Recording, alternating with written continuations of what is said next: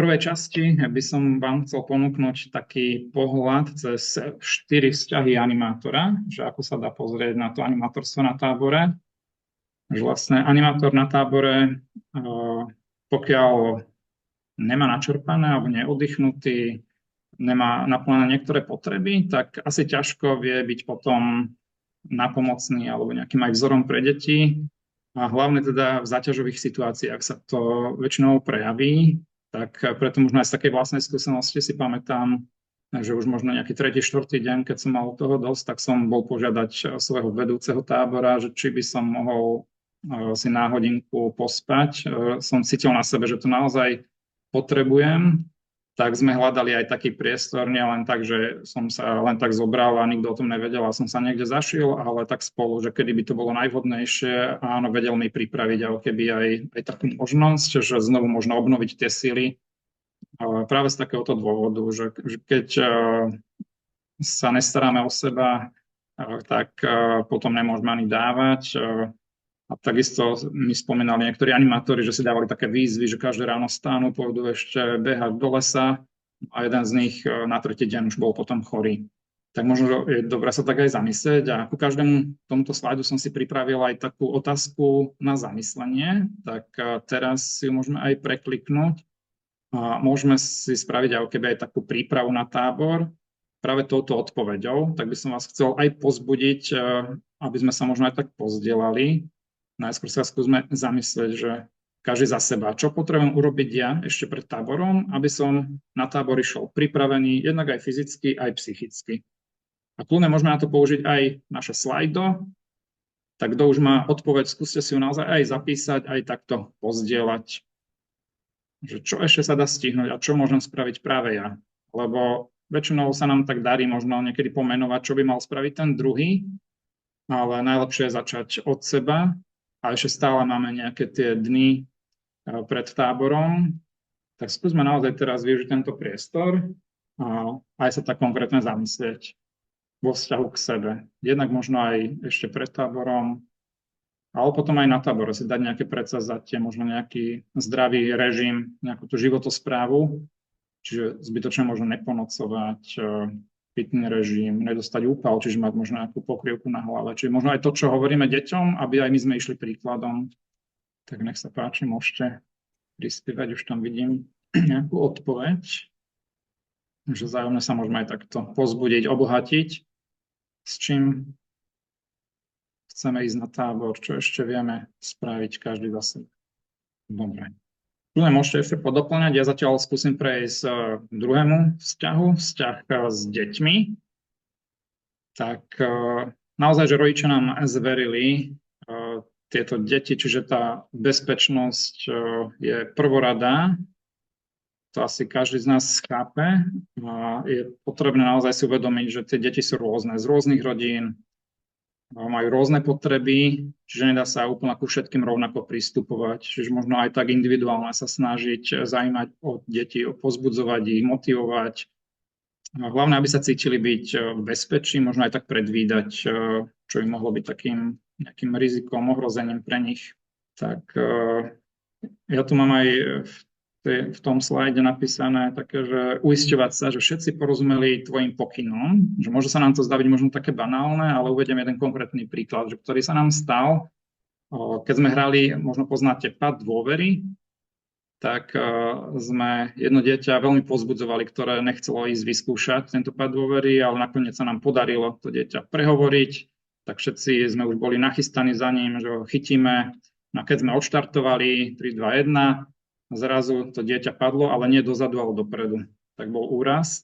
Nikto z nás nečakal, že to dieťa naozaj nemusí poznať detailné pravidlá aj tejto aktivity. A nám sa to zdalo asi až tak veľmi známe, že sme zrejme asi zabudli povedať, že sa má hodiť dozadu, nie dopredu, kde nikto nebol. Tak preto aj keď vysvetlíme pravidlá, tak my im síce môžeme rozumieť, ale tie deti ich môžu počuť prvýkrát, nemusia mať také skúsenosti ako my, tak naozaj sa skúsme vždy aj uisťovať, že tieto pravidlá, že im naozaj porozumel každý, nechajme vždy priestor na otázky, takže to je možno také k tomuto z mojej skúsenosti.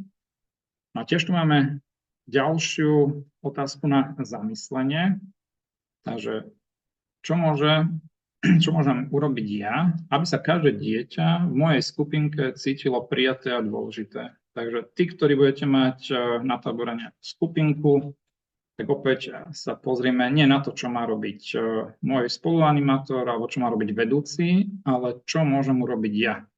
Preto, aby sa to dieťa, každé jedno dieťa v mojej skupinke cítilo prijaté, dôležité. Skúsme opäť si zodpovedať, každý za seba, túto otázku a aj sa pozdieľať cez slajdo.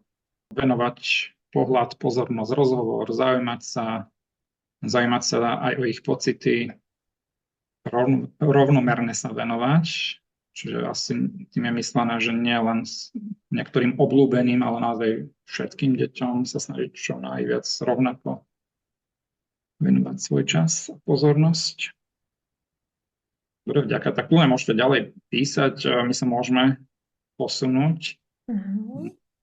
Tretí vzťah, čiže bol vzťah k sebe, vzťah s deťmi. Tu sa ešte pozrieť na vzťah s animátormi. Tak vzťah s animátormi, to je vlastne také svedectvo, ktoré je možno ešte viac vravné ako nejaké hry alebo iné slova, ktoré sa snažíme odkomunikovať deťom, pretože deti na tábor naozaj veľmi vycítia to, ako sa k sebe správame, či už vedúci tábora k svojim animátorom, alebo aj animátori medzi sebou, aký majú vzťah. Toto sa nedá väčšinou ukryť a na tábore už duplikom, keď nastávajú nejaké ťažšie situácie, tak tam väčšinou všetko prepukne. Tak aj keď nie všetko vyjde na 100%, tak vlastne deti mnohokrát nevedia, že aký je program. Väčšinou len animátori vedia presne, ako to malo byť. A keď aj niečo nevyjde, tak nemusí to byť koniec sveta. Dôležitejšie je zachovať dobrú atmosféru, dobré vzťahy, lebo tie nám dokážu ešte viac keby odozdať nejaké posolstvo, ako len nejaká dobre pripravená hra. Tak mne sa veľmi páčilo, keď nás jeden vedúci tábora pozbudil, by sme videli v správaní druhých ten najlepší úmysel. Mnohokrát tie konflikty sú len z nejakého nedorozumenia alebo z nejakých našich skúseností, ako my máme nejaký zaužívaný postup fungovania. A keď sa tam stretáme na tábore väčšie množstvo animátorov s rôznymi skúsenosťami, starší, mladší, tak môže dochádzať aj k nejakým nedorozumeniam, ale vtedy je dôležité si zachovať v srdci taký postoj a mne to veľmi pomáhalo, že keď aj niekto niečo spravil, čo na mňa pôsobilo, že nebolo nejaké najvhodnejšie, ale som išiel s tým postojom, že on to určite dobre myslí. Sice to pre mňa vypálilo veľmi nedobré, ale že nemal zlý úmysel, tak oveľa ľahšie sa mi to dalo spracovať, keby som vo všetkom videl nejakú zákernosť, úmysel, nejakú zlomyselnosť. Takže možno skúsme si keby aj s takýmto pohľadom možno byť taký tolerantnejší k ostatným animátorom. Skúsme si prejsť aj tretiu otázku v tejto oblasti. Čo môžem urobiť ja, aby sa ostatným animátorom so mňou dobre spolupracovalo?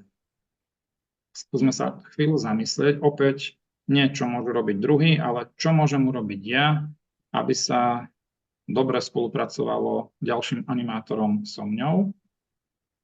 Skúsme to aj napísať, že ono predsa, keď si to napíšeme, tak si to tak viacej zvedomíme a zároveň tu môžeme využiť tento priestor sa aj vzájomne obohatiť. Tak opäť dajme priestor slajdu, že už tu nabiehajú odpovede. Napríklad môžem byť úprimná, otvorená novým veciam, byť tolerantný, nebyť veľmi súťaživý. Niekedy sme mali aj takú skúsenosť, že sa nám zdalo, že animátori chcú viac vyhrať ako deti. Tak áno, my na tábor už nejdeme ako deti, ideme tam ako animátori, ktorým nejde až tak o to vyhrať, ale naozaj deti si budú odnášať dobrý pocit, hlavne keď bude dobrá atmosféra, počúvať každého, pomôcť im, nebyť uzavretý,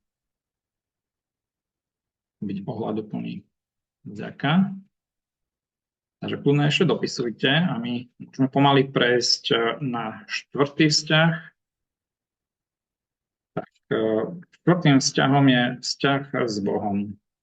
Na to skúsme tiež nezabudnúť, že ideme na kresťanský tábor.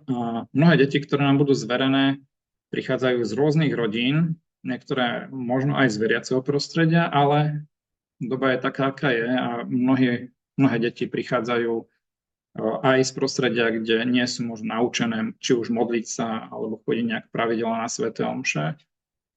Môže to byť pre nich taká zaujímavá skúsenosť, mať možno taký intenzívny týždeň, byť každý deň na svätej omši, alebo mať možnosť sa aj vyspovedať, zažiť rannú modlitbu, večernú modlitbu, tí, ktorí ste na pobytových táboroch. No a tam takisto, ako aj pri tom vzťahu s animátormi, je možno dôležitejšie ako nejaké slova, práve takéto naše svedectvo, že ja ako animátor ako prežívam svoju vieru. Že tie deti nemusia mať vzor vo svojich rodičoch, možno ani vo svojich kamarátoch, tak kde zažijú nejakého mladého veriaceho človeka, ak nie práve na kresťanskom tábore vo svojom animátorovi. Tak je to aj pre nás taká výzva, možno dať si do poriadku svoje svedomie, či už pri spýtovaní svedomí alebo pri svätej spovedi. A potom sa aj dôstojne správať, že možno nevyrušovať, s úctou sa modliť, takisto možno aj nadhadzovať nejaké témy duchovné, náboženské. A možno aj tie deti samé môžu práve tým, že náš tábor je väčšinou teda takého charakteru kresťanského, tak môžu mať nezodpovedané otázky, nosiť ich v sebe. A práve toto je taká výborná príležitosť, možno aj získať taký návyk toho, že zrazu týždeň sa modlili, týždeň chodili na svätú omšu. Môže to v nich aj niečo zanechať, na čo budú spomínať, ešte možno aj keď budú zažívať nejaké náročnejšie obdobie vo svojom živote. Dobre, tak toto som chcel tak na úvod, možno na taký rozbeh tohto webináru, len na také zamyslenie vám ponúknuť. Teraz skúsme si poslednú otázku zodpovedať cez slajdo. Takže máme tu štvrtú otázku. Čo môžem urobiť ja, aby deti cez moje animatorstvo na tábore spoznali Božiu lásku? Na také odľahčenie mi ešte napadla taká skúsenosť z tábora, kde vlastne jeden chalan išiel na sviatosť zmierenia po dlhom čase, a vlastne až tak dlhom čase, že zabudol všetky tie formulky, tak už teda keď vyznal všetky hriechy, kňaz mu povedal, no teraz ľutuj, môže ako, tak však môžeš vlastnými slovami, tak on tak jednoslovné nepovedal, že hnevá ma to trošku tvrdšie a vulgárnejšie, ale bolo to veľmi úprimné. Tak aj toto prinášajú naše tábory, že deti naozaj mnohé aj po viacerých rokoch sa dokážu zmieriť s Bohom, dať si do poriadku aj svedomie. A je v tom vidieť veľakrát aj takú ľudskosť a úprimnosť. Takže už máme nejaké ďalšie odpovede, napríklad povedať im nejakú skúsenosť, vlastnú skúsenosť s Bohom, rozprávať im o tom, ako to mám ja, ako to ja prežívam, i s príkladom, v odpúšťaní, v rešpekte, a povedať im nejakú skúsenosť s Bohom, usmievať sa, prijať každé dieťa bez rozdielu, viesť ich na svätú omšu, dať im napríklad čítať alebo možno zministrovať. Takže to všetko sú možnosti, ako vieme prežívať aj vzťah s Bohom a byť takým príkladom. Dobre, veľká vďaka za vašu otvorenosť aj dôveru, že ste sa podelili aj s tým, ako to máte vy. Dobre, tak ďakujeme, Andrej, veľmi pekne. A ja by som teda prešla ku časti s našimi hostiami. Tak na chvíľu zastavím toto moje šerovanie a rada by som vám ich ešte na začiatok predstavila. Tak máme tu dneska 4 hostí. A to je jeden, už má zapnutú kameru, Aďo Guba, potom tu máme náš budúci Salesian. Pevne veríme. Potom tu máme Livku z Brezna ako animátorku, potom tu máme Majku od sestier Salesiánov a Joskyho od bratov Salesiánov. Takže snažili sme sa všetky vekové kategórie a povolania salesianskej rodiny takto pozvať. A teda my sme pripravili teraz také 4 otázky, ktoré sa nám zdali ako tematicky najrelevantnejšie, čo sa týka táborov.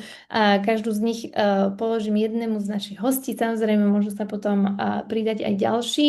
A ak by ste sa tu v tejto časti chceli vy niečo dopýtať na buď nejaký ich konkrétny zážitok alebo na tú otázku, tak spokojne si zapnite mikrofón a pýtajte sa. Dobre. OK, a ideme na prvú otázočku, ktorú mám teda. Otázka je, že ako si animátor získa skupinku už počas prvého dňa? A túto otázku by som sa celkom rada spýtala Aďa, ktorý viem, že má za sebou nejeden prímestský, ale aj pobytový tábor. Sú tu napísané ku nej aj nejaké podotázky. Tak ja by som sa možno spýtala tak priamo, že čím si ty získavaš ako animátor detí alebo celú skupinku už počas prvého dňa tábora, Aďo? Aký je tvoj hack na to, jak si ich získať? Ahojte, pozdravujem všetkých. V prvom rade, čo mne sa tak jednoznačne najviac osvedčilo na rôznych táboroch, že prechádzať od veľkej tej skupiny detí k jednotlivcom. Že vtedy sa tak aj pozná taká, nazveme to, veľkosť animátora, že keď nevníma tie svoje deti iba ako jednu veľkú grupu, že poslali mi tu nejakú skupinu, ale teda hľadať v nich osobitný vzťah s každým tým jedným. A teda, ako už aj Andrej spomínal, že nie je len iba tých, ktorí sú mi sympatickí, ale aj to, že vedieť sa prekonať a hľadať aj nejaké témy, čo zaujíma tých tichších v tej skupinke, alebo takých, ktorí sú mne aj menej sympatickí. No a také príležitosti sa nájdú, či už pri stravovaní, alebo keď sa presúvame, keď máme prímestský tábor, tak v MHDčke, alebo keď je pobytový, tak na nejakej túre. Že vtedy sú to plne také veľmi vhodné príležitosti, keď si tak dokážem získať tých jednotlivcov. No a čo sa tak pýtať? No tak v prvom rade, že čo ich baví, aké sú ich záujmy, že to sú také témy, na ktoré sa vedia veľmi pekne otvoriť. A potom niekedy, že aj že ako majú rodinu, súrodencov a tak. A to je jedna vec, že osobitný vzťah s každým jedným. A druhá vec, že pamätať si meno. S tým mám ja teraz ešte stále problém, lebo tiež som ako Salesian na novom mieste, teda už 9 mesiacov som tu, ale aj tak ešte niekedy, keď vidím nejakého mladého, tak sa snažím povedať nie, že čau, ale povedať, že čau a meno. Že čau Jožo, čau Aďo, čau Ľudská. Že predsa len, že to aj vytvára aj ten dojem toho osobitného vzťahu. Že nie si pre mňa nejaké číslo v tabuľke táborovej, ale že si pre mňa osoba s konkrétnym životným príbehom. A toto sa tak snažíme ponúknuť. Aj čo Andrej rozprával, tie vzťahy k deťom aj k Bohu a tak ďalej. Takže toto mi napadlo k týmto tak najviac v tej otázke. Tak ja mám aj takú podpichovačnú otázku, že ako reaguješ, keď deti nadávajú? No, aj s týmto teraz trošku bojujem, lebo moje stredko aktuálne je také, že tiež majú s týmto trošku problém. No tak sú v takom veku, tak ja sa priznám, ja som tiež nebol o nič lepší, ešte keď som nechodil k Salesianom, takže ja to dokážem pochopiť. Takže v prvom rade upozorniť a možno nie úplne, že v nejakom afekte, ale vedieť, zlá vec je aj, že nereagovať, že prehliadať, že teraz zahreší, ale robí niečo zlé, tak nereagujem a ideme ďalej. To je asi najhoršie, ale druhá vec je zase ho tam sundať pred všetkými a upozorniť s takou láskou, no to je také tiež umenie trošku. A jednak, že aj upozorňovať, že keď opakovane to robí, tak tiež sa mi to moc neosvedčilo. Že jednak, že keď sa to stane raz, dvakrát a upozorním ho, ale keď to ide kontinuálne, tak a všetci o tom vedia, tak zobrať si ho na bok a s láskou mu dohovoriť. A potom a sledovať ho, keď zahreší, tak sledovať ho pohľadom. A tak zamračene sa na ňo, alebo takým škarečným pohľadom sa na ňo zadívať. No A ešte možno, ak teda sa niekto ďalší nechce spýtať, ale podľa mňa je aj celkom náročné vedieť udržať ten balans medzi tým, že byť tá autorita, ale zároveň aj taký kamoš na tom tábore, že na to máš nejaký hack. Lebo ty si ešte aj taký mladý, tak si akože vekovo blízko, tak sa tak ťahá k tomu, že je to tak náš kamož a možno niekedy je ťažšie si tú autoritu udržať. Áno, áno, je to určite ľahšie pre animátorov, ktorí s nimi trávia čas. To znamená, že zapájajú sa s nimi, hrajú sa, či už futbal, alebo volejbal, hocičo, tak je to také ľahšie. Ale že keď potom, či už nadáva to dieťa, alebo hocičo a idem vykonať nejaký ten trest, nazvime to, ale nie je ponižujúci, ale taký, že napríklad taký typický, čo sme riešili dlhý čas na chalanských táboroch, je teraz, že daj si 10, hej, že tu máš, urob si nejaké kliky, že hej, že berieme to do tej kategórie tých ponižujúcejších trestov, ale keď to zoberiem ako výzvu, že poď sem a teraz si dáme tie kliky spolu, akože a ja budem klikovať s ním, napríklad.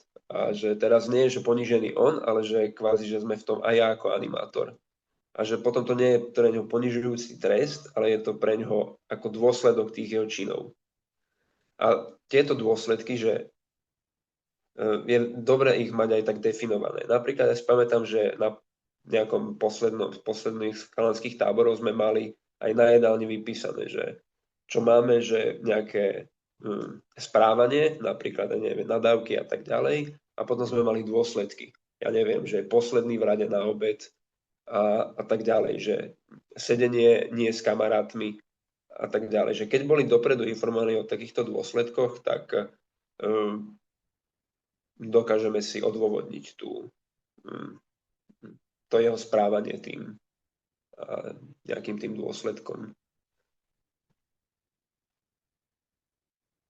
OK, ďakujem.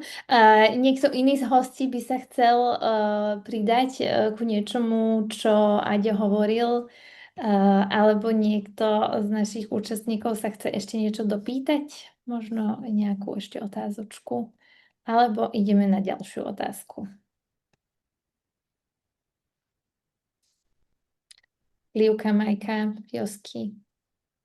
Máte vy nejaký svoj hack? Alebo súhlasíte s Aďom? Dobre, verím to, že súhlasíte s Aďom. A teda idem na otázku číslo 2. A to je otázka pre Livku. Správne si to pamätám. Že ako... Čo ty robíš v momentoch, keď niektoré z detí, alebo možno aj celá skupinka nechce spolupracovať? A už som si tu pozerala aj trochu otázky a myslím si, že je tu niečo celkom podobné, že ako zvládnuť alebo namotivovať deti, keď sa im teda nechce zapájať alebo možno stále vyrušujú, tak čo robíš ty ako animátor u vás na táboroch? Ja teda som z Brezna, ako si hovorila niekedy na začiatku, ahojte. A my sme veľmi také komorné stredisko, čiže pre mňa je veľmi dôležité poznať tie deti. Tým, že sa pravidelne opakujú a je nás málo, tak dá sa tvrdiť, že veľmi dobre tie decka poznám a snažím sa zistiť, aké sú, z akého prostredia pochádzajú. Keď sa k nám prihlasujú, tak sa snažím zistiť aj, aké možno majú pozadie, či sú tam aj nejaké možno zdravotné komplikácie a snažím sa teda zistiť, s kým mám dočinenie, aby som potom vedela lepšie reagovať, lebo sú proste deti, ktoré vyrušujú, lebo nemajú zrazu dozor rodičovský a proste potrebujú byť nejakí frajeri. Sú tu potom deti, ktoré vyrušujú, lebo potrebujú stále mať nejaký impuls a nevedia obsedieť. A je veľmi teda dôležité tak individuálne k tomu pristupovať. Čiže asi taký základ je, že poznať, s kým mám dočinenie a snažiť sa ho spoznať. A potom tak individuálne k tomu pristupovať. Snažím sa väčšinou si to dieťa potom zobrať bokom, že nie určite hneď pred celou skupinkou tam teraz hovoriť, že nevyrušuj, seď a tak, že snažím sa skôr zistiť, že či sa nudí, čo ho baví, či takto sa snažím sa teda dopýtať a následne vyhodnotiť, že nejak ho namotivovať, že pôjdeme tam spolu, budem tam s tebou a byť tak ako keby prítomná pri tom dieťati. Len niekedy, keď je tých detí veľa a animátorov menej, tak je to možno ťažké. Ale ja osobne nemám nejakú skúsenosť, že by sme mali strašne veľa detí a málo animátorov, že by som tam ten individuálny prístup nevedela mať. A keď niekto aj opätovane vyrušuje, že stále sa nejako s niekým baví, alebo možno akože vyrušuje aj tie ostatné deti naokolo, ktoré by inak možno už aj sa zapojili, ale furt ich tam nejako, furt tam chce niečo vymýšľať, tak na to máš nejaký hack? Ja väčšinou toto delegujem nejak k nášmu duchovenstvu ako kňazom, lebo oni tak vedia niekedy lepšie prehovoriť do duše ako ja, lebo mňa berú ako takú seberovnú, že ja sa snažím pristupovať k tým deckám ako staršia kamoška a pri tých kňazoch vnímam, tým, že my nemáme salesiánov, ale miestnych kňazov, tak vnímam, že tú autoritu voči ním majú možno trošku väčšiu, ale zo začiatku teda sa snažím nejak zasiahnuť ja a fakt je to skrz tie rozhovory a potom si ho zoberiem k sebe, že budeme sa tu spolu rozprávať, ale nie, že aby to pôsobilo ako trest, že je so mnou, ale že sa fakt chcem teraz s ním rozprávať a chcem to teraz s tebou robiť, že poďme to robiť spolu, aby mal pocit, že naozaj zaujímam, lebo aj sa a hej, tak aby sa vlastne tá pozornosť, možnosť vyrušovania presunula k tomu, čo robíme. Josky alebo Majka, keď na vás takto delegujú animátori takúto príjemnú vec, že čo s deťmi, ktoré stále vyrušujú, máte nejaký hack na to vy? Že čo by ste možno odporúčili aj tým mladším animátorom, že ako s takýmito deťmi? Ono možno aj závisí od toho, že kedy vyrušujú alebo počas čoho. Ja mám takú overenú vec, že prvá vec je tá, že dať im nejakú úlohu. Lebo väčšinou to dieťa začne vyrušovať kvôli tomu, že je také rozptýlenejšie, alebo to sú tie deti ADHD a iné podobné, a oni potrebujú proste mať nejakú konkrétnu krátnu úlohu, že proste jasne mu vysvetlím, že napríklad teraz v tejto chvíli ty budeš dávať pozor na toto, aby sa proste trošku skoncentroval, lebo vlastne oni vyrušujú to, nie že by chceli vyrušovať, ale vlastne tá ich nervová sústava je tak nastavená. A potom sa snažím nájsť niečo, v čom sú dobrí a vlastne za to ich pochváliť a to im zveriť. A oni sa potom tie deti tak trošku viacej inak snažia. Ale hovorím, je to od dieťaťa k dieťaťu, že tie deti sú fakt rôzne a nám pomáha toto proste dať im nejakú konkrétnu úlohu a to, čo od nich chceme vysvetliť im veľmi akože stručne, konkrétne, aby proste sa nestihli stratiť v texte. Ďakujeme. A Livka, máš možno aj niečo také, čo ti vyslovene, že nefungovalo, že už si to možno skúsila aj viackrát a vždycky ten výsledok bol, že toto asi nebude cesta. No, to je dobrá otázka. Asi niekedy tak na silu tlačí, že teraz s tebou chcem, že naozaj, že stále byť a potom tam za ním chodím, dobre, že nie pol dňa, že to sa asi nie úplne oplatí, že proste netreba zároveň tlačiť na pilu, že áno, asi je tu nejaké dieťa, ktoré potrebuje buď rozhovor, možno inú pozornosť, možno viac zmenu programu, ale nemôžem zase úplne tlačiť na pilu a spraviť z neho perfektné dieťa. Že to sa nedá, že proste musíme to dieťa akceptovať také, aké je. A možno zlepšiť našu prevenciu toho, ako k tým deťom pristupovať a možno kto k nám na tábor prichádza, že to je podľa mňa dôležité. Že možno si o tých deťoch niečo zistiť aj dopredu, hej? Hlavne aj s tou dobou, ako teraz rôzne choroby a poruchy prichádzajú a je takých detí, ktoré majú problémy s pozornosťou viac a viac, je podľa mňa veľmi dôležité si možno aj pred táborom sadnúť animátori a povedať si, že OK, je nás dosť, vieme prijať toľkoto detí, ale máme kapacitu alebo možno aj nejaké know-how, pracovať aj s niekým takýmto, keby prišiel a zistíme to, že aké sú naše možno očakávania a možnosti s takouto skupinou pracovať. Lebo deje sa to, aj u nás sa to deje a musíme si to každý rok proste nejak nastaviť a potom to individuálne riešiť. Mhm. Super. Ďakujeme. Aďo, Josky alebo Majka, ak by ste chceli ešte niečo doplniť, možno nejaký váš konkrétny zážitok aj s nejakým riešením, ak by ste mali, alebo kľudne aj niekto z účastníkov, ak možno má nejaký dobrý ak má nejaký dobrý tip na to, že ako s deťmi alebo so skupinkou detí, ktoré sa nechce zapojiť, tak kľudne si môžete zapnúť mikrofón a povedať.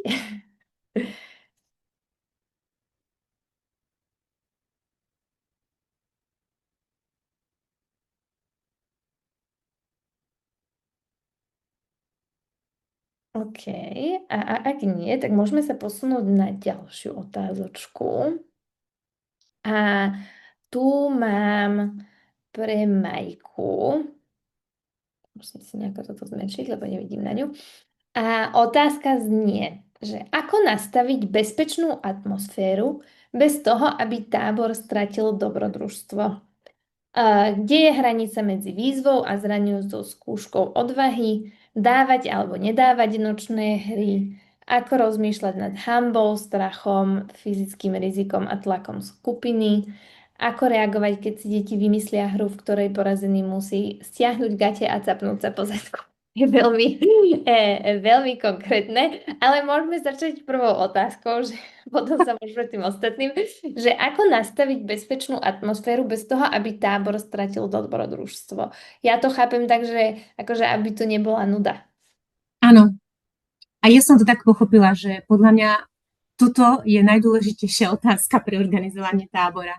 Že proste, aby deti zažili, pretože paradoxne deti zažívajú dobrodružstvo nie vtedy, keď je všetko dovolené, ale vtedy, podľa mňa, keď sa cítia tak bezpečne. A že ako to urobiť, aby ten náš tábor vlastne nebol taký, že niektorí animátori majú takú tú tendenciu, že všetko vysvetlím, všetko odstránim a proste mám jasné príkazy, ale je potom nuda. A aby sme ani neuleteli do toho teda, že tábor je tzv. Nebezpečný, lebo teda pošlem deti do lesa, aby tam prenocovali a čakám, že či sa vrátia alebo nevrátia. Takže ako keby nájsť takú rovnováhu medzi tým. My s tým vždy, akože tiež na tábore spolu s animátormi hľadáme ten spôsob riešenia, lebo ja im vždy poviem pred táborom, že vlastne to bezpečie má ako keby také zdá sa mi, že 4 tuším hovorím, že jednak fyzické bezpečie, teda aby sa cítili deti dobre, to znamená potom emocionálne, aby sa nebali výsmechu, že môžu sa pomýliť a môžu niečo zvládnuť. Potom to sociálne, že aby zapadli do skupiny, že nikoho neodstručujeme. A potom to také duchovné, že môžu sa na hocičo spýtať, ale teda, že neznamená to, že tam prichádzajú dokonalí kresťania. Lebo vieme, že aj na tých našich táboroch sú rôzne typy detí, aby zažili tam taký pocit prijatia a bezpečia. No a čo sa týka týchto skúšok odvahy, ja nemám vyhradený názor, že dávať, nedávať, lebo stretla som sa s rôznymi tábormi, rôznych strediskách a s rôznymi možnosťami, že proste ako to urobiť. A my si vždy s animátormi teda povieme, že kvôli čomu ideme robiť tú skúšku odvahy. Že či to je o tom, že my ako animátori sme niečo zažili a teraz chceme, aby to aj decka zažili. A teda naša pointa je tá, že budeme 3 dni na tábore prichystávať nočnú hru a skúšku odvahy a potom ďalší deň budeme úplne dead a nebudeme fungovať. Alebo ide o to, že aby tie deti ako keby trošku zažili taký diskomfort, mohli si vybrať v prvom rade, že či idú alebo nedú na tú skúšku odvahy, aby sa necítili pod tlakom, že musia, lebo teda ak ja nepôjdem a všetci kamaráti idú, tak na druhý deň budem úplne mimo skupiny a budem terčom posmechu, že som to nezvládol. A taká druhá vec je aj zrátať si také tie animátorské naše sily, že teda koľky sa do toho vložíme, na aký časový interval to dáme, lebo teda vieme, že psychológia napríklad odporúčajú deti nebudiť v noci, hlavne tie menšie a že proste ako to nastaviť, takže teda už je aj tá tma, aj majú deti zážitok z toho, že idú do tmy, že tú trasu poznáme, takže vstupuje tam veľa vecí. Ja som zažila aj situáciu, keď sme mali perfektne pripravenú skúšku odvahy a večer predtým sme ju na porade zrušili, lebo teda prišiel majiteľ areálu a povedal, že mu volali, že sú tam diviaky a teda neodporúča nám ísť do toho okolia. Takže bola z toho hutná diskusia medzi animátormi, mnou, aj kňazom a majiteľom, akože, ale potom sme si to veľmi pekne rozdiskutovali. Potom som zažila aj takú skúšku odvahy, ktorú animátori tak prepískli, že ráno o 5:00 nám chodili naspäť deti do areálu. Takže to tiež nebolo také úplne OK. A zažila som aj také pekné skúšky odvahy, že vlastne od táboraka sme brali deti a mohli si zvoliť, že či idú 1, 2, 3. Tiež si myslím, že toto je tiež, že netlačiť na deti, že musíš ísť sám a nemôžeš ísť ako 2, 3, pretože už aj tá 2, 3 podľa mňa svojím spôsobom prekonáva strach. Takže toto je. A ďalšia vec je tá, pri ktorej ja som určite za to, že nestrašiť. Myslím si, že pointa tej skúšky odvahy nie je, aby deti boli strašené v lese. Myslím si, že už majú dosť veľa iných podnetov a už to, že majú prekonať a ísť za tmy do neznámeho prostredia, úplne stačí na to, aby sa nestrašilo. U nás na Daliborku sa traduje taká historka, to máme ešte od jedného verbistu Tomáša Gerboca, jak mali skúšku odvahy a všetci chodili okolo a ráno potom hovorili, že to bolo úplne super, ja si nás strašili a tam ten akože strašiak, čo bol zavesený, to bolo úplne super, vyzerali jak živý človek. A my sme sa potom na druhý deň vlastne dozvedeli, že naozaj sa v tom lese obesil človek. Takže sú aj také veci, ktoré niekedy sú také náročnejšie. Takže spätne potom animátori mali asi z toho takú postskúšku odvahy. Takže toto je také. Tak my si akože vždy snažíme si teda odpovedať na tieto otázky, že proste o čo nám ide pri tej skúške odvahy či nočnej hre, a aby to hlavne bolo, aby sa tam dieťa cítilo komfortne a mohlo sa rozhodnúť, či na ňu ide alebo nejde bez ohľadu na to, aký bude tlak kolektívu. Aj keď tu čítam, že ten tlak skupiny je niekedy fakt veľmi silný. No a ako by si reagovala na túto hru, čo si naše imaginárne deti teraz vymysleli, že keď niekto prehrá, tak má dostať po zadku. Vieš čo, nie je to imaginárna hra, nám sa to stalo na tábore. Nám sa toto stalo na tábore a mali sme také 2 dievčatka, štvrtáčky, čo by človek nečakal, malé, ktoré teda si volali animátorov, aby s nimi hrali hru, ktorú im nechali vyhrať, tí dvojci animátorov. Vždy to bol animátor a animátorka, by to boli chlapec a dievča, to bola tá pointa, ktorú vymysleli dievčata. A keď vyhrali, tak teda buď si mali urobiť toto, alebo sa mali poboskať. A pri druhej dvojci prišli animátori za mňou, že čo majú robiť, keď dievčatá hrajú toto a že proste ako zareagovať. No. My sme sa s tými dievčatami teda stretli, jedna animátorka a tieto 2 dievčatá, začali sme s nimi hrať najprv tú hru. My sa najprv tvárili teda, že nevieme, o čo ide, zahrali sme sa s nimi tú hru a dostali sme sa do toho štádia, že nás nechali vyhrať a začali sme sa potom s nimi tak rozprávať, že či im by sa páčilo, keby oni vyhrali a mali by toto urobiť. To bol prvý moment, ktoré dievčatá zostali také úplne prekvapené, že ale my sme vyhrali, že chvíľku im trvalo pochopiť to, že vlastne aj oni by teoreticky sa mohli ocitnúť v tejto situácii. A povedali, že ale to nie je, akože, že im to nie je príjemné. Hovorím, no a ani asi nám to nie je príjemné. Oni, že ale vy ste veľkí a tí animátori, s ktorými sme to hrali, oni spolu chodia a oni si vlastne môžu také, že no, ale to neznamená, že je im to príjemné a môžu také, že proste my sme tu. A sme im začali rozprávať, že o čom je náš tábor a o čo sa tu snažíme a že vlastne ak im samotným to vadí, tak asi vlastne by sme to nemali robiť druhým. Takže bolo to na dosť dlho diskusia, potom ešte na druhý deň si nás zavolali, že sa znova o tom chcú ešte porozprávať a mali k tomu ďalšie otázky. Tak som videla také, že tie dievčatá ako keby hľadajú. Pointa bola tá, že oni to videli niekde na TikToku a teda sa im to zdalo ako veľmi vtipné. A oni nám potom povedali, že to bol prvý krok, že zahrať sa, potom vlastne oni by to chceli aj natáčať, aby to tiež mohli posunúť. Tak sme si vlastne teda začali ešte vysvetľovať aj tieto ostatné veci, že nie všetko, čo vidím, je dobrý nápad a ako dobre rozlišovať, že vždy je najdôležitejšie si povedať, že ak to vadí mne a ja by som sa necítil dobre, tak asi také veci nerobím ani tým druhým. Že sa tiež asi nebudú cítiť príjemne. Ja som pri tomto vnímala, že my sme potom, keď sme sa večer ako animátori o tom rozprávali, sme si veľmi povedali, že aké bolo dobre, lebo jeden animátor povedal, že ja keby som sa to dozvedel tam v letím, ja im tak nadám a poviem všetko. My sme sa potom rozprávali o tom, že nevždy je riešením, že prísť za tými deťmi a hneď im nadať a dať im tresty alebo niečo také ďalšie. By som ich hneď poslal z tábora, že keby som to bol ja, za kým prídete, tak idú domov, volám rodičom, ja, že počujte, ale niekedy tie veci treba akože predísť aj túto našu reakciu, že proste nenakričím na nich, nenadám ich, nevolám hneď rodičom, že ísť za nimi a prezistiť, že čo za tým bolo, prečo tak konali a vlastne postupne im potom začať vysvetľovať, že čo bolo na tom zle. Veľmi, veľmi inšpiratívne. A rozmýšľam, že či ešte možno, že alebo možno je to aj tak moja zvedavá otázka z mojich rokov táborov, že ako možno rozmýšľať alebo pracovať s tou hanbou.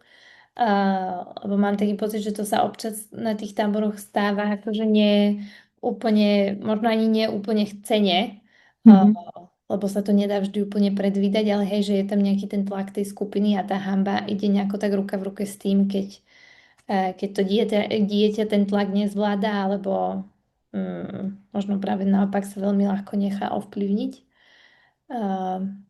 Takže ako s tým ty pracuješ na táboroch, Majka?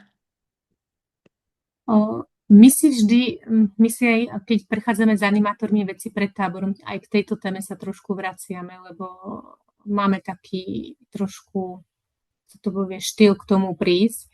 A snažím sa animátorom vysvetliť, že mnohé deti si nepamätajú z táborov prehru alebo niečo také, práve že si pamätajú toto zasmiešnenie, túto hanbu.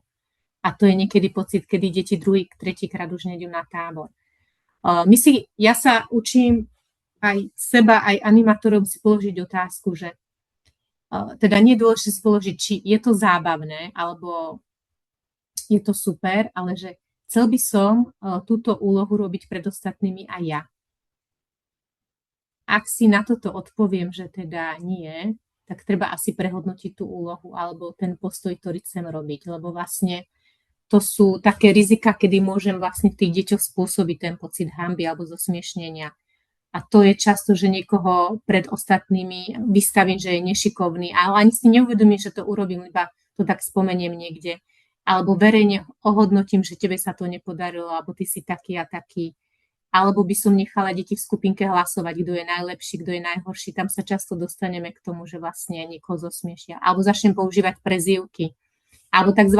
Vtipné tresty, že proste napríklad mne pre každé dieťa je komfortné, my sme to niekedy mávali, že proste niekto stratila nálezy, niekto niečo stratila, postav sa pred tábor a spievaj.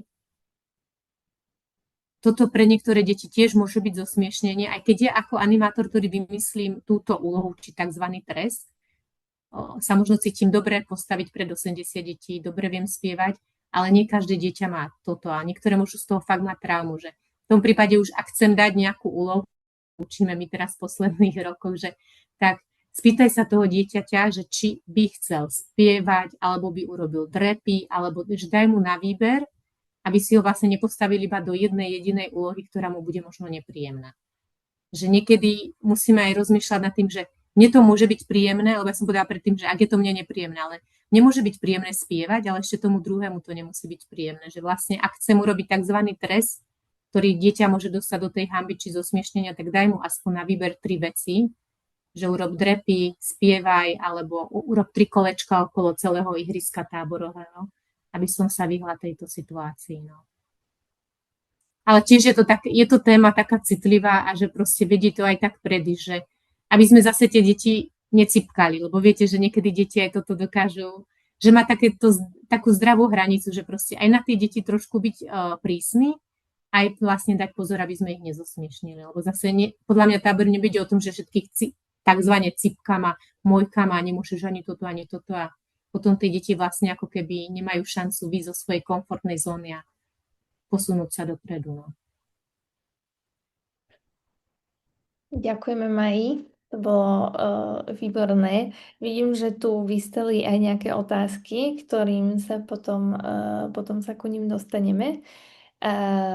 Chceli by si niekto ešte niečo dodať? Niekto z iných hostí alebo z účastníkov?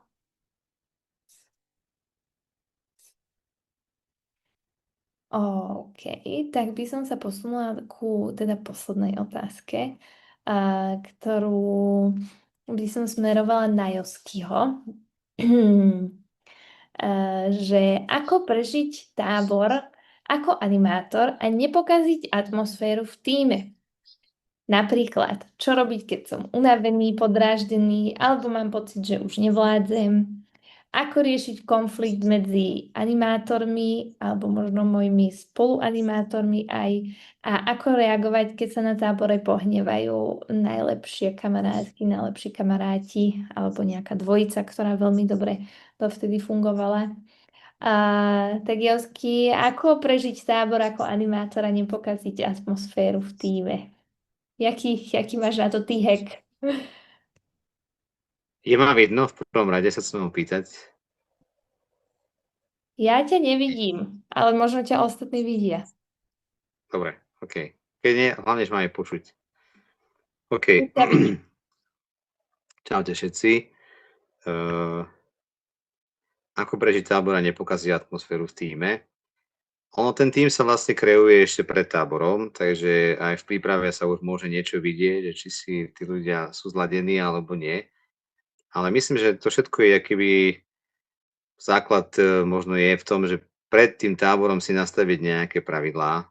To je asi podľa mňa najviac, že ako fungovať. My to tak robíme, máme nejaké 10 animátora, kde si hovoríme, dobre, a keď si unavím toto, keď ja neviem, myslíš, že to nezvládneš ty, tak posun to druhému animátorovi a tak ďalej, že máme také 10 animátora, ktoré ale vždy vysvetľujú tí samotní animátori, nie my im, ale si zoberú vždy aj oni a druhým to vysvetlia. A každý rok to opakujeme vlastne. Možno to už na spamäť niektorí vedia, ale keby to je asi základ podľa mňa. Tie pravidlá jasné predtým, ako sa začnú uplatňovať. A potom si myslím, že je dosť dôležité, aby boli vlastne jasne pomenované kompetencie, že kto o čom rozhoduje, kto akú vec má na starosti, kto vydáva pokyny, alebo kto niečo môže zmeniť. Vlastne a kto tu je zodpovedný za tie a tie sektory.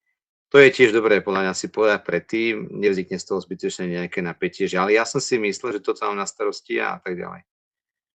A potom, keď už je napríklad tá samotná akože komunikácia, častokrát to sú nejaké porady alebo tak, kde prichádza aj k veľkým stretom alebo nejakým napätiam, alebo hlavne keď tam už aj do toho vstupuje únava, tak ja osobne si myslím, že dialóg by mal byť vždy moderovaný pri takýchto väčších skupinách a na takýchto záťažových veciach, lebo všetci si myslíme, že vieme, ale vlastne na konci dňa sa ukazuje, že aha, ale nebolo to tak úplne.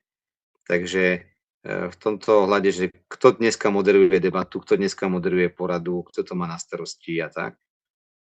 Potom, čo aj tu na tomto Zoome je dôležité, je nejaká časová ohraničenosť. Že sú ľudia, ktorí by radi rozprávali aj 10 minút, ľudia, ktorí nepovedia ani minútu, ale keď zrazu máme taký že timer, si dáme vždy na tých poradách, že vlastne máš na to vlastne, neviem, 2 minúty, lebo však reálne, keď to zrátaš, vynásobíš to počtom ľudí, a keby každý sa mal vyjadriť, tak ti dojde, že koľko asi minút by vlastne to trvalo, tak vlastne dáme tie 2 minúty a tí ľudia, väčšinou na hodnoteniach, ktoré robíme, si veľmi rozmyslia vlastne zrazu, čo chcú s tými minútami spraviť a tak ďalej. Takže jasné, že tam vždy je taká akože malá rezerva, keby si ešte niečo dôležité potreboval dohovoriť, tak nejakú pár sekúnd sa ti ešte dá, ale akože toto tak vyselektuje akože zbytočné veci v tej komunikácii.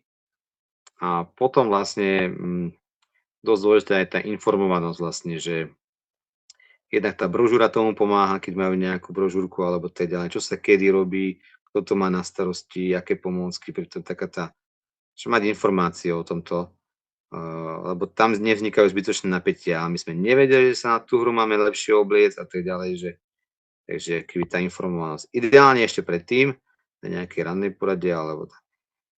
A potom, ak podľa mňa vznikajú už len také ako keby tie keď sa toto teda nejakým spôsobom šťastím alebo snahou alebo do veľkej miery podarí odbúrať, tieto veci, čo sa dá ešte predtým, tak potom vznikajú len tie situačné ťažkosti, kde si to môžeme pokaziť a to sú vlastne v tej komunikácii. Ale na ten tábor ľudia idú takí, akí sú, no aj počas roka, že oni sa zrazu zázračne nezmenia, aj keď sa môžu troška vypnúť akože k výkonom. My teraz sme tak riešili, že čo s animátormi, ktorí vlastne sú tabakovo závislí, no a sme si dali takú poradu so všetkými animátormi a hovoríme, že OK, že kto vie prežiť týždeň bez cigarety, žuvaku a vapy a všetkých týchto ostatných vecí, tak sme išli dokola, od každého som chcel súhlas, či áno. A každý povedal áno. A jeden tak animátor povedal, že prežiť vieme, ale či chceme, to je druhá vec. Tak sme si potom vlastne keby iba s tými, čo majú teda možno už taký väčší aj problém alebo závislosť, na tom sadli, vyselektovali sme, kto OK, nemá s tým problém, kto chce o tom debatovať viac a tam sme si dohodli pravidlá, že vlastne, že akým spôsobom môžu fajčiť a zároveň vlastne pred deckami nefajčíme alebo takým spôsobom, alebo na to ani nechcem, aby k tomu nejako prišli tie decka. Takže asi toto ešte a akože vnímam, že za posledné roky, a to teda na chvíľku odbočím, ale že keď sme chystali snúbencov s tými manželskými pármi akože na manželstvo, tak je tam 9 tém, ktoré akože KBS-ka ponúka, ale s 3 pármi rôznymi manželskými som chystal a s 3 pármi sme sa zhodli nakoniec, že najdôležitejšia tá komunikácia ako téma, že tej by sme venovali aj polovicu z tretiek, ale tak my nie sme tí, ktorí majú o témach, ale že to sme sa tak uvedomili na tých pároch, keď sme ich tam mali. A to si ja myslím, že vlastne že forma komunikácie je asi toto najťažšie zvládnuť a že my s nejakou formou komunikácie z rodiny, zo školy, z priateľských vzťahov a tak ďalej už prichádzame. Tak toto je asi také niečo, čo by mohlo pomôcť nepokaziť si tábor, že ich postupne učíme inej forme komunikácie. Ja to vidím aj na nás sami, akože Salesianov a Salesiankách, že odkomunikovať veci dobré a zároveň nezraniť pri tom, alebo nebyť nejaký agresívny, tak je to také niekedy ťažké aj pre nás a učíme sa to. Nie je to, že my to vieme. No ale čo som sa ja ako zatiaľ naučil tých pár vecí, tak je toho viac tých rád v komunikácii, ale takých aspoň, že začínajú od tých akože ja vety, že ja vlastne nie, ty si to pokazil, alebo ty si to nezvládla, tú aktivitu, ale že ja teda to tak vidím, alebo tak, ja mám taký pocit, mne sa zdá, ja si to myslím, potom vyhýbať sa vlastne akéby generalizovaniu, že každý tak robí, nikto si nenachystal pomôcky a tak ďalej, že stále tie decká sú otravné a tak. A potom vlastne hovoriť o tých svojich pocitoch a svojich potrebách.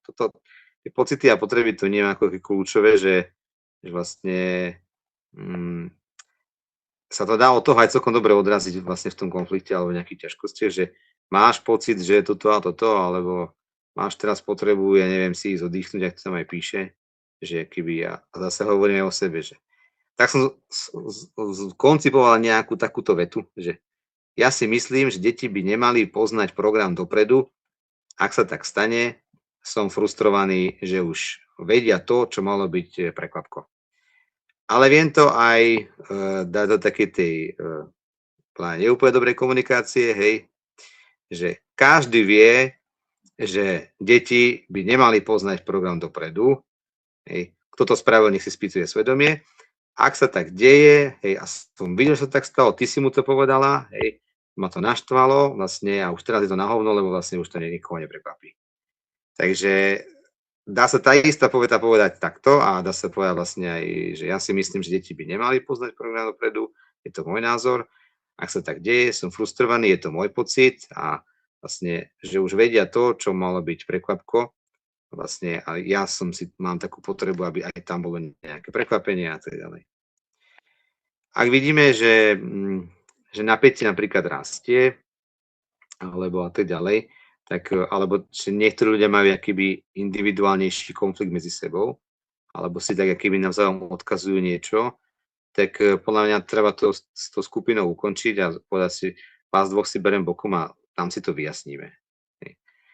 Ten autor vlastne nenásilnej komunikácie hovorí, že konflikty sa dajú vyriešiť do 15 minút, ale pomenovať vlastné potreby trvá niekedy deň, týždeň, mesiace, roky. A že to je vlastne ten najťažší, akože, no tak. Ale myslím si, že by mali byť na tábore nejaké kompetentné osoby, ktoré túto situáciu, prípadne nejaký konflikt vedia zvládnuť. Mali sme takú aj kaplnku na tábore, alebo robíme tak, že máme kaplnku na tábore a tam vlastne aj posieláme animátora, aby si išli oddychnúť.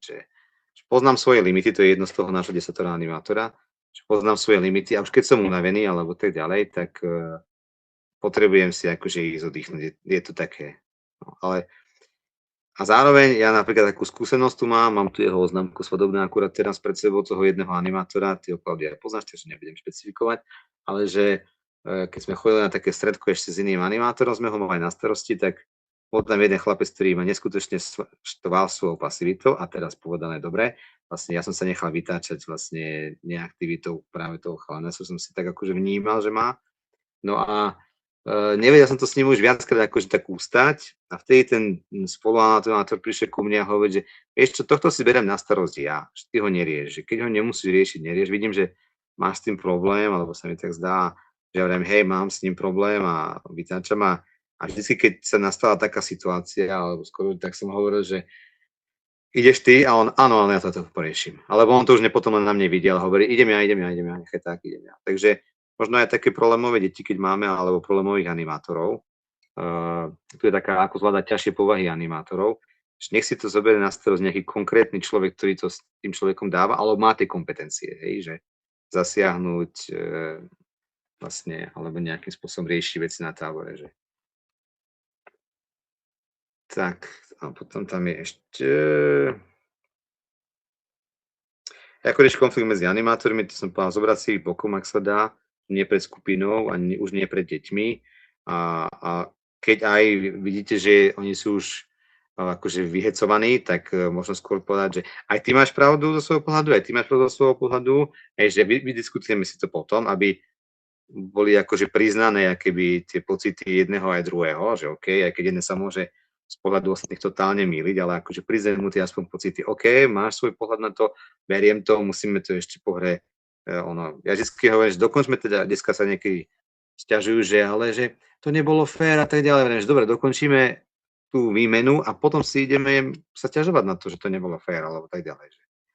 Na tenis také pravidlo, že keď loptička išla do autu, ale vlastne ten rozhodca zle rozhodol, ty hráš ďalej vlastne a potom môžeš reklamovať a ak rozhodca zle naozaj rozhodol, tak ti je prisúdený 15 tebe a ak to nebola pravda, tak vlastne tak sa pokračuje ďalej hre, strácaš tú možnosť jednu, ale ak prestaneš hrať, tak už vlastne ti ten rozhodca nedá akože možnosť tej opravy, lebo si prestal hrať, takže nie je jasné, čo by si spravil. Ale som tak všeobecne povedal. Takže možno aj takto akože im dať tú šancu, že dobre, dokončíme to, už nerieš to tu teraz, keď mu nemusíš, ale potom sa istotne k tomu vrátime. Mm-hmm. Super. OK. Ďakujem, Josky. Toto posledné, čo si povedal, je podľa mňa veľmi dôležité, že áno, neriešiť to pred skupinkou ani v tom momente, ale dodržať to, že sa povie, že určite sa k tomu vrátime a naozaj sa k tomu aj vrátiť, aby to nezostalo teda iba pri tých slovách, že vrátime sa k tomu a potom sa to nikdy nestane. Tak máme 18:15, čiže ešte máme nejakú 4 hodinku na otázky od účastníkov. Ak by ste sa niekto chceli niečo spýtať nahlas svojimi vlastnými slovami, tak prosím, spokojne si zapnite mikrofón, kameru alebo iba mikrofón a pýtajte sa. A kľudne mi aj akože skočte do reči. A ja by som zatiaľ nazdielala otázky, ktoré prišli na slajde. Môžete ich aj olajkovať, ak je tam nejaká, ktorú si myslíte, že by som mala prečítať ako prvú. A keď nie, tak pôjdem nejako do radu. Takže ja teraz stopnem šerovanie týchto otázok a idem našerovať otázky zo slajda. Ale kľudne sa pýtajte aj vy na hlas. Alebo možno aj hostia majú nejakú otázku na nejakého iného hostia, takže spokojne za ten čas, čo ja vymením, čo idem šerovať, tak spokojne.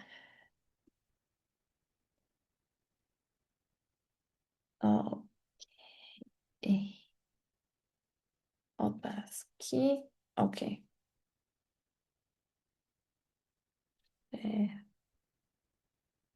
No. Vidíte všetci. Hej? No. Haha, najviac olajkovaná otázka. Keď kňaz nie je k dispozícii, ako to zvládnuť sám? Predpokladám, že táto otázka pramení z toho, čo hovorila Livka, že keď je tam nejaké dieťa, ktoré opakovane vyrušuje alebo opakovane asi neposlúcha, tak hovorila, že posuniem túto kompetenciu na kňaza alebo na niekoho, kto má väčšiu autoritu, predpokladám. Takže čo vtedy robiť? Ja by som sa možno toto spýtala aj Aďa, že predtým, než si bol Salesian, tak si bol animátor nejedného táboru. Že či to možno teraz vnímaš inak, ako si to vnímal vtedy. Že teraz už túto kompetenciu posunú na teba, tí animátori.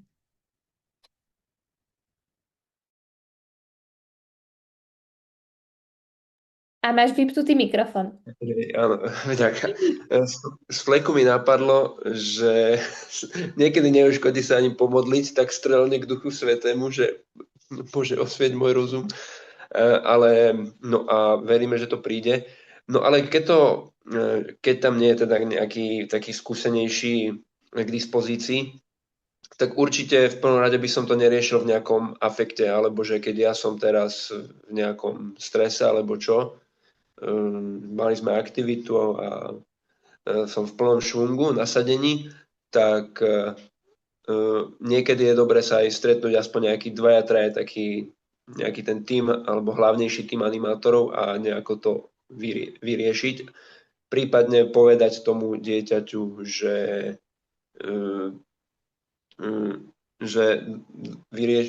poď, zavoláme si ho bokom a vydiskutujeme to. OK. Niekto iný, máte nejaký iný pohľad? Alebo možno sa vám osvedčilo niečo?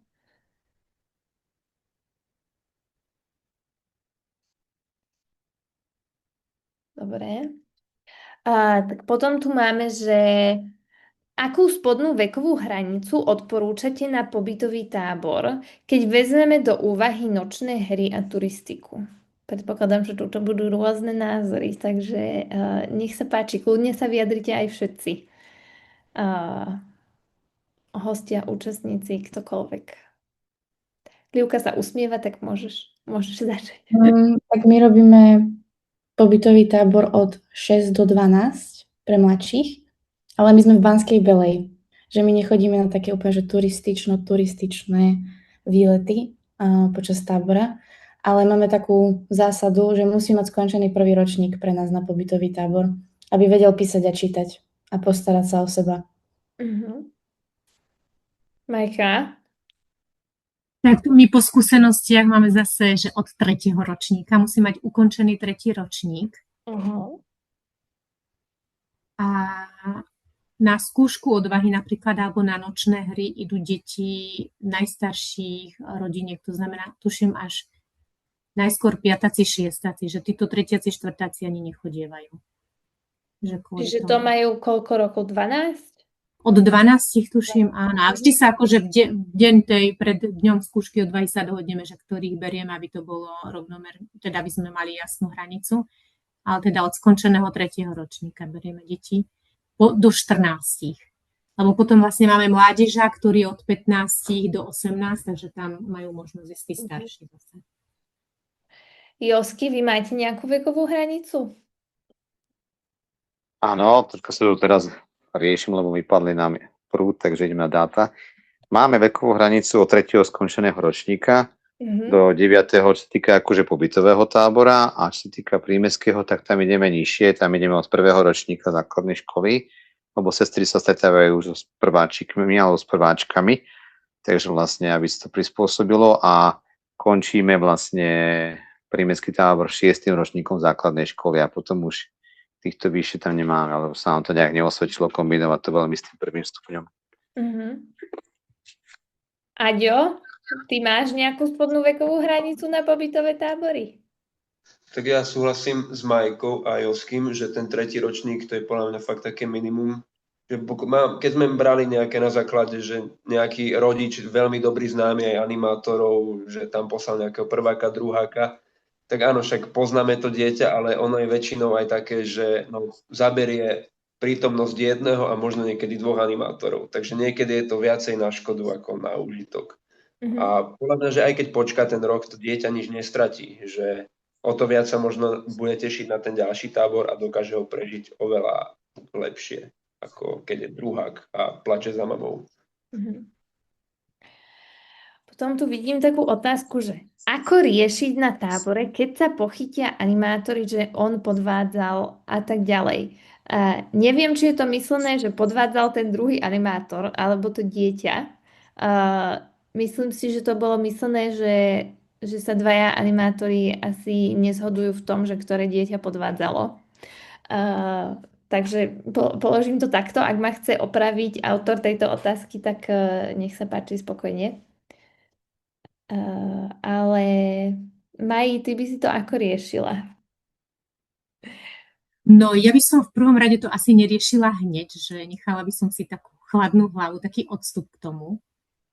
Potom snažila by som sa vypočuť asi obidve strany a zo skúsenosti viem, že vlastne cieľom takýchto hádok nie je nájsť, že proste kto má pravdu, ale cieľom ide o to, aby sme ako tým táborovi potom dokázali fungovať ďalej, že vlastne si to ako keby vyrozprávať. Aj to, čo Josky povedal, vyrozprávať nie pred deťmi, že proste chvíľku to nechať tak, večer to otvoriť na porade, možno najprv medzi 4 očami alebo medzi 6, ak sú teda 2 alebo 3, čo to tam zažili. A proste sa o tom porozprávať, že snažiť sa ako keby zistiť, že proste ako to vnímajú a hlavne nehľadať vynika, aby sme neskončili potom, že proste ty si vinný, ty nie si vinný, lebo viem, že potom musíme ešte ďalej fungovať, takže asi takýmto spôsobom. Potom tu bola otázka, že ako je zapájať deti do aktivít, ktoré nespolupracujú a nechcú. Myslím si, že to tu zaznelo už aj predtým viackrát aj od Livky, aj od Aďa. Ale kľudne to môžeme ešte zopakovať. Livka, ty si na to celkom pekne hovorila, že ako pracuješ s takýmito deťmi. Tak ja sa im snažím dávať nejakú extra pozornosť, ale vždycky to je možno, by som tak doplnila, o dohode v tom kolektíve animátorov, lebo zase ja väčšinou mám na starosti celý ten tábor a nemôžem si teraz na pol dňa sa s jedným dieťaťom hrať, že musíme sa akože byť veľmi v tomto zohraní ako animátori, aby sme vedeli, že teraz je tu niekto, komu chceme dať tú extra pozornosť, zistiť, čo sa deje, či to je akože proste, že je znudený, lebo ho sem mama šupla a on chcel byť doma, alebo že čo sa deje, že vždycky si tak očakujeme, že či je na to kapacita, či je na to priestor, kto tam pôjde a venovať mu proste tú pozornosť, že dať mu ten priestor, možno sa otvorí, zistíme, čo to je. To je tak individuálny prístup. To bola otázka na tie ťažšie povahy a to zase Majka sa tomu celkom dosť veľa, myslím, že venovala. Tam tie deti, čo majú aj nejaké špeciálne potreby, tak ak je to v poriadku, tak to by som preskočila. Mňa celkom zaujala táto otázka, že Josky hovoril viacej o tom napätí a konfliktoch a tej komunikácii. A tuto je taká celkom dobrá otázka, že a čo s tými, ktorí majú tú tichú domácnosť, že ten konflikt není hlasný, ale proste sú ticho a nechcú medzi sebou možno spolupracovať aj tí animátori, že to čo v takej chvíli, keď teda nechce ten človek komunikovať.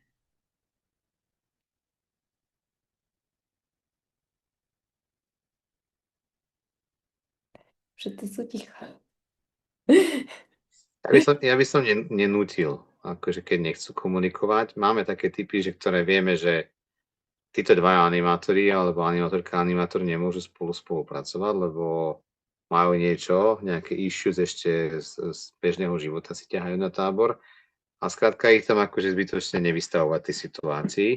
A už keď sú tam ako keby v tej situácii vystavení, že tam musia byť a tak ďalej, že tak poradiť im vlastne, že nech to buď odkomunikujú, keď im to fajn za ťažko cez nejakého iného animátora, alebo nech si pomôžu iným animátorom, vlastne, alebo nejakým spôsobom nech tam len budú. Skrátka, že tvojou úlohou je tam len byť. Skrátka, že nemusíš urobiť svoju robotu a potom choď preč. Že nemusíš interagovať, nemusíš sa tváriť a tak, že ak sa tam majú. Lebo tábor podľa mňa nie je miesto na teraz riešenie si nejakých, ja neviem, dlhodobých animatorských konfliktov a zároveň vlastne vieš, no niekedy ten vedúci alebo tí vedúci od tábora vedia, že dva to majú na toľko a viac ich z nich nedostaneme teraz momentálne. Ale to je taký môj názor, to je len taký prvoplánový, čo mi napadlo teraz.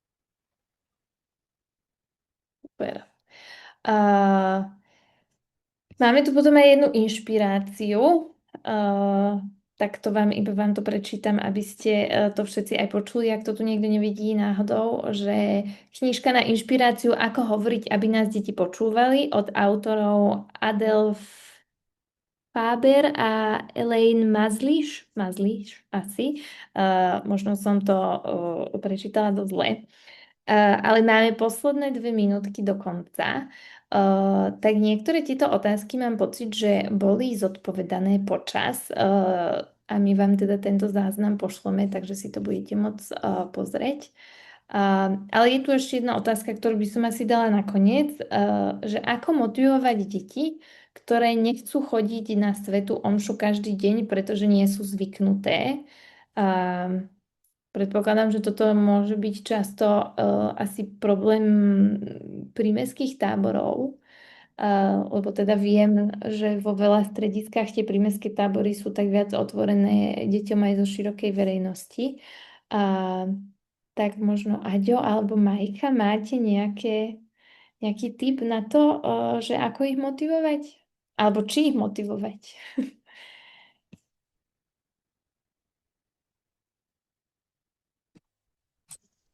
No nám Neviem, sa dostáva aj na pobytovom tábore.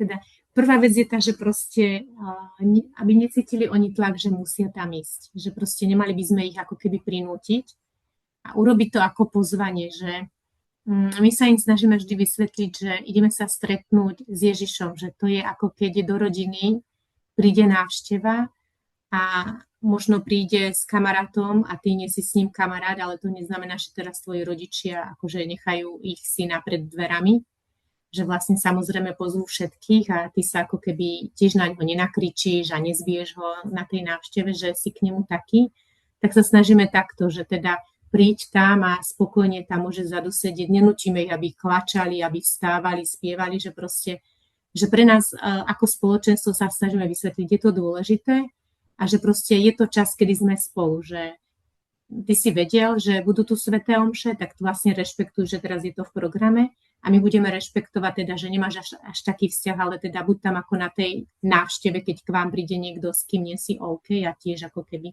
Tak cez toto sa to snažíme akože, a hovorím, je to individuálne, niektorí to pochopia, niektorí ešte strečkujú, ale ja vnímam také najdôležitejšie proste, aby sme tie deti hlavne tam nedonútili ísť, že skôr sa s nimi fakt osobne rozprávať a vysvetliť im, že prečo chcem, aby tam šli a že proste o čom to je a hlavne, aby teda to nebolo, že teraz je na nich vyvíjaný tlak, lebo potom to môže urobiť opačný efekt v ich živote. OK, ďakujem krásne. Tak ja by som toto otázkou aj odpoveďou od Majky ukončila tento náš táborový survival a pošleme vám teda aj záznam, aj tú prezentáciu, ktorú mal pripravenú Andrej a aj ten manuál s tými otázočkami, teda otázočkami s tými prípadmi, ktoré si môžete teda nájsť také nejaké rýchle tipy a triky, ako čo robiť a čo nerobiť. A ja vám ďakujem, že ste sa zúčastnili, že ste nám aj napísali otázky a prajem vám krásne leto a super zážitky zo všetkých tých táborov, na ktorých budete. A aby to bol aj taký požehnaný čas pre vás.